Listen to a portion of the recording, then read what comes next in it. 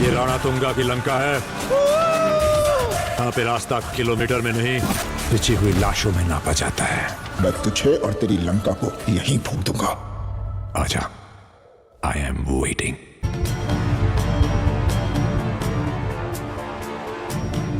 जब झट चलता है ना तो सिर्फ जमीन नहीं हिलती, सिस्टम हिल जाता है। और जब सनी देओल गरजते हैं तो सिर्फ थिएटर नहीं, पूरे देश में गूंज होती है। भाई लोग, आज हम बात करने जा रहे हैं उस ट्रेलर की जिसका सबको बेसब्री से इंतजार था, जट। और अब जब ट्रेलर आ गया है तो यकीन मानो भाई, एक एक फ्रेम में इतना तगड़ा कंटेंट है कि सीधा दिल पर लगता है। पहली चीज, सनी देओल। इस नाम में ही एक अलग वाइब है। आज भी अगर कोई बोले तारीख पे तारीख या 2.5 किलो का हाथ, तो आंखों के सामने एक ही चेहरा आता है, सनी पाजी। और अब वो उसी अंदाज में, उसी गुस्से में, उसी तेवर में जैट बनकर लौटे हैं।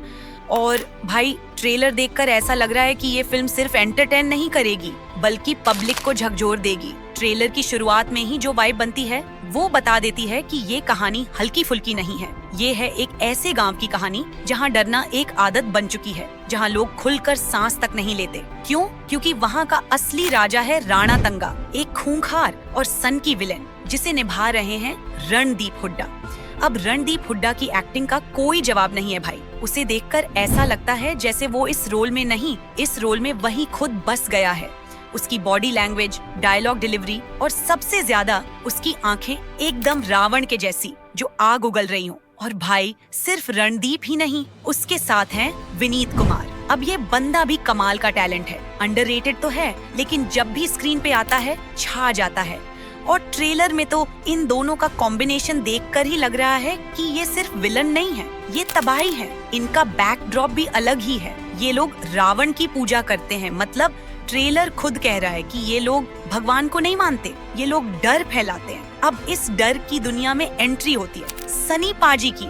जेल के कपड़ों में पहली झलक, फिर एकदम चुपचाप लुक, और फिर जब घूंसा चलता है तो सामने वाला उड़ता है। भाई, सनी देओल जब स्क्रीन पे आता है ना तो एक ऐसा पर्सनैलिटी ऑरा होता है जो बाकी सबको साइड कर देता है। ट्रेलर में कई सीन ऐसे हैं जहां वो बिना कुछ बोले खड़े हैं, पर फिर भी थिएटर में सीटें खड़क जाएंगी, इतना प्रेशर है उनकी शख्सियत में। अब ट्रेलर से हमें इतना तो साफ पता चलता है कि सनी पाजी का कैरेक्टर कोई मामूली बंदा नहीं है। शायद वो पहले से उस गांव से जुड़ा हुआ है या फिर किसी पुराने मामले की वजह से वो गांव लौटता है। और भाई, एक सीन में जो जेल में दिखाया गया है वहाँ भी तोड़फोड़ हो रही है। मतलब सनी पाजी का पास्ट सिर्फ एक केस नहीं, वो खुद एक तूफान था जो अब फिर से लौट आया है।